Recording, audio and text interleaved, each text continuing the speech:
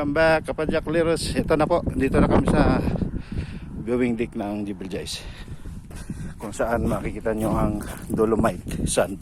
Nandito. Ito po. Hello guys, good afternoon pala. Good morning kasi malamig dito. Malamig. Ito na yung yung nadaanan namin, na route namin hanggang Nakin. Grabe guys. Ayan po. Hindi na may paliwanag. Abot na yung langit. Kala namin, di na namin maaabot. Pero nakayanan sa awa ng Diyos. Ito. Napersa. Ah, Pag uwi nito, laspag. nadali sa gapang tulak. hindi Scott, hindi Giant yung dala namin, GT po ang dinala namin, gapang at tulak. GT. Ito po, ini-enjoy na namin ng pagod at hirap Beauty. kanina. Ito na yung ginol namin yung araw na to. So dito pala, Stay, rider. itong area na to, wala kaming entrance dito.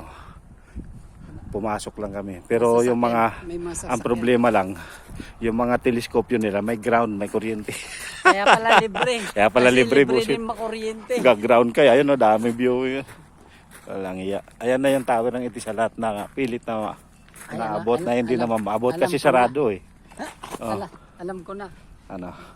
Gamitan natin ng kahoy. Ito po. Ito. Kasi hindi natin Paakyat, nahawakan eh. Yeah. Ang lakas ng kuryente natin Ito. Ayan o, may sira ng ilaw dito.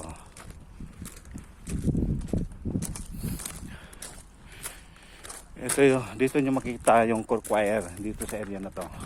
Talagang Ayan. din pala dito. May mga village dyan oh. Daming bahay nakatira. Cork wire na yun papuntang Ramshams area. Shams na yun Ayun na yung Port Sacer Port Sacer. Kung makikita nyo, dagat na yan. Open sea. Malapit na sa border ng Oman. Tapos ito banda rito. Andun pa yung the highest mountain. Pinaka highest point ng Gibiljays. Ando doon yung restaurant. Cancel order na kami kasi hapon na. Wow. Hindi na namin mararating yan. Dito lang naman yung goal namin sa viewing deck. Umpisa nang dumami ang tao.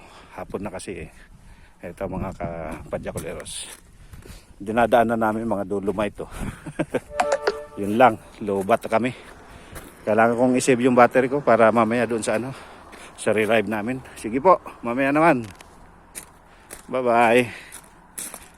Sa bahay na lang pagdating.